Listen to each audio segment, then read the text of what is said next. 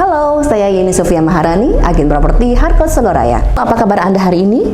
Mudah-mudahan dalam keadaan sehat walafiat dan tidak kurang suatu apa. Dan yang pasti harus tetap semangat. Oke, untuk Anda yang mungkin sedang bingung ya, investasi apa yang kira-kira aman, kemudian yang kira-kira simple, yang kemudian kira-kira menguntungkan untuk saat ini. Nah, saya akan bocorin nih, kira-kira investasi apa ya? Oke, silakan simak berikut ini. Investasi properti dikatakan sebagai investasi yang tidak ada matinya. Coba kita keras balik, investasi properti dari tahun ke tahun semakin meningkat.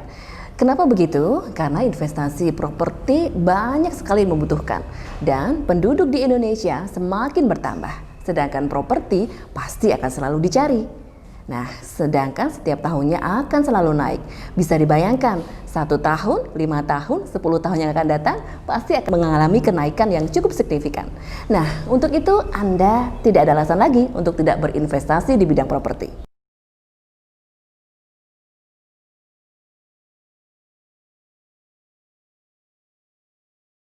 Pasar properti di tengah pandemi corona, bagaimana prospeknya? Pandemi corona memang sudah menghantam keras sektor properti di Indonesia. Namun, masih adakah prospek bagus bagi sektor ini ke depannya?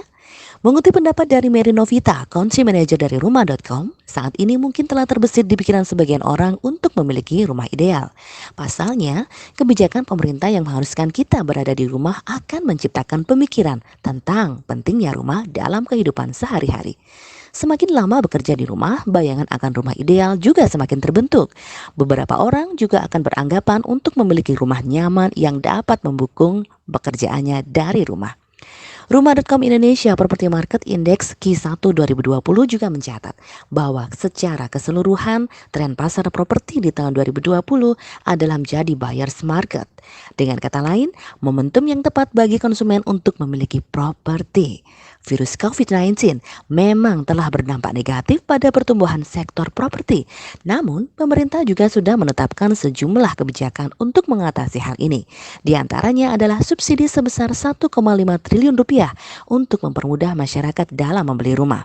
Hal ini disampaikan oleh Dirjen Pembiayaan Infrastruktur Pekerjaan Umum dan Perumahan Eko Juli Hari Purwanto. Pemerintah berharap masyarakat tidak mengurungkan niatnya ketika ingin membeli rumah. Dengan adanya stimulus ini, momentum pertumbuhan industri perumahan diharapkan kembali pulih setelah lesu pada tahun politik 2019. Tidak hanya bagi konsumen, pemerintah juga mengeluarkan kebijakan-kebijakan yang menguntungkan bagi pengembang. Adanya subsidi selisih bunga dan subsidi bantuan uang muka untuk KPR bagi masyarakat berpenghasilan rendah diharapkan mampu meyakinkan pengembang untuk tetap menjalankan proyeknya. Merujuk data rumah123.com yang menunjukkan tren peningkatan pencarian properti sepanjang 2019 terutama untuk pasar sekunder sebenarnya menunjukkan kalau minat masyarakat untuk membeli maupun berinvestasi properti masih tetap tinggi. Dibandingkan 2018, pertumbuhan pencarian properti di rumah123.com mencapai 27% pada 2019. Bahkan aktivitas konsumen dengan menghabiskan waktu mencari properti terpantau masih cukup lama. Artinya, minat masyarakat terhadap properti masih cukup baik dan itu membawa harapan kalau tahun ini pasar properti akan lebih baik. Nah, untuk Anda yang ingin berinvestasi di bidang properti, jangan ragu lagi. Karena tingkat kenaikan nilai properti pasti lebih tinggi dari nilai inflasi saat ini. Nah, untuk Anda yang ingin searching, ingin melihat-lihat kira-kira rumah yang mana yang pas untuk saya, atau mungkin ruko yang mana ya yang pas untuk usaha saya, silakan Anda klik di www.soloraya.harcourts.co.id. Terima kasih, saya Yeni Sofia Maharani undur diri dan sampai jumpa. Ingat properti, ingat Harcourts.